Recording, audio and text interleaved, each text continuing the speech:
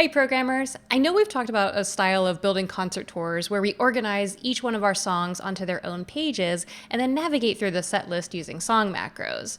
Today, I would like to get into a little bit more detail about those.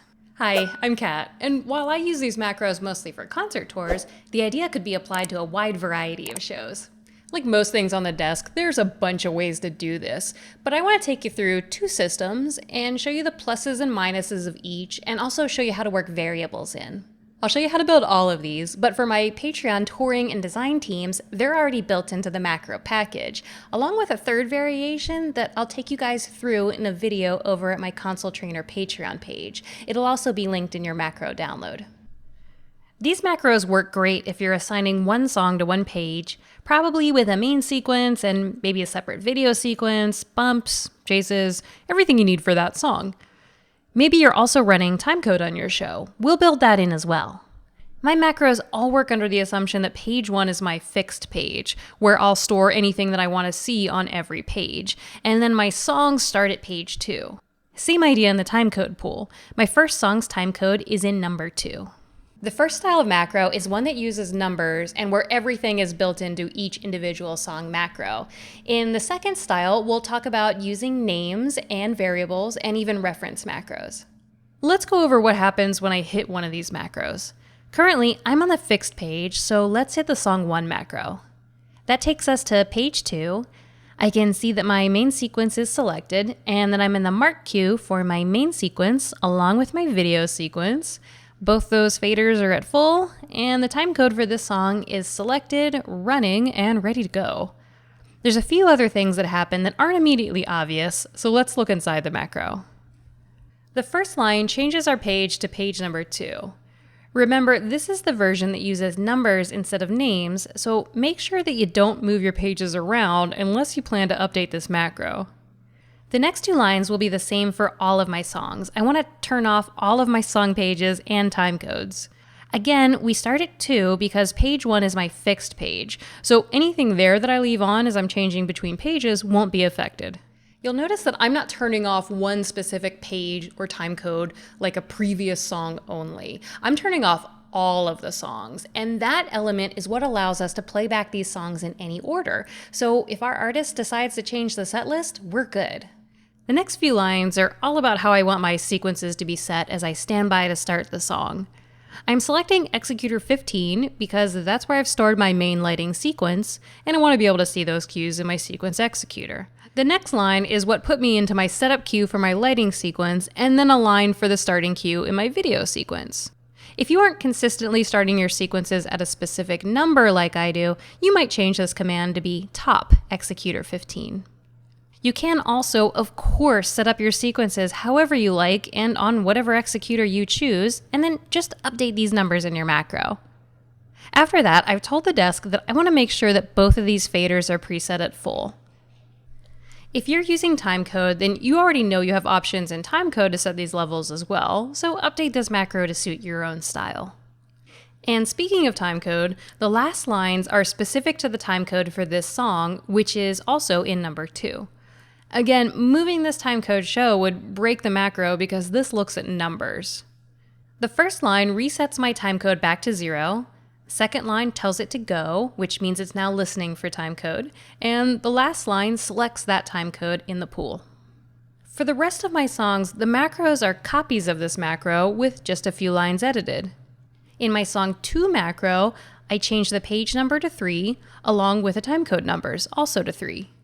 The other lines remain as they are since I'm using the same setup on this song. I'm a creature of consistency because it helps with speed. But if there's something unique about this song, like maybe there's no timecode, I can just delete or disable those lines. Because we aren't referencing any other macro in this scenario, we can make the macro for each song as unique as we need for every song, but it might take you a bit more time on the setup end. Next, let's look at a song macro style that does reference an additional macro along with using variables. I'm using the same show with the same song pages and sequences, and when I hit this second version of the song macros, my result looks exactly the same as before, but the insides of these macros are very different. Looking at the macro for song 1, there's only 2 lines. The first line set a variable called song name, and then I've told it the name of my song. I've used the label of the song instead of the number in this example, but you can do it either way. If you do choose to go by name, then be sure that your song's page and timecode show are labeled exactly as you've set the variable here, because the console is going to be looking for this piece of text to determine what to use. The second line here triggers a second macro that I've labeled song, page, and TC that I'll use with all of my songs. Again, I could put the macro number instead of the name here. It doesn't matter. Just make sure it lines up. So ultimately, my individual song macros are very simple. The only difference between each is the name of my song on the first line. That second macro does the heavy lifting, so let's look at him. The first two lines should look pretty familiar. I'm just turning off all my pages except for my fixed page and also all of my timecodes. The next line says that we're going to go to whatever page our song name variable has been set to. In our song macro, we set this to be song 1. So this macro looks for a page labeled song 1 and takes us there. After that, again, some similar lines, selecting my main lighting sequence, making sure I'm in the setup queue for that and the video sequence, and putting my faders for both at full. Next, we've got a second variable called song TC, which is going to pick a timecode show to be reset, selected, and triggered in the last 3 lines. What we've done for the variable is we've said that the name of the timecode is going to be the same text as we've used for the song name, which is the same as our song page. So it's going to be imperative here that you label your timecode objects exactly the same as your page, exactly as you've set it in the song macro. What's nice here is it's less to edit in each individual song macro. All I have to change is the song name variable, so adding new songs is super easy. But this really only works if you're making the setup of each song exactly the same. If you wanted to be specific about triggers per song, like we mentioned in the first version, that takes a bit more effort here.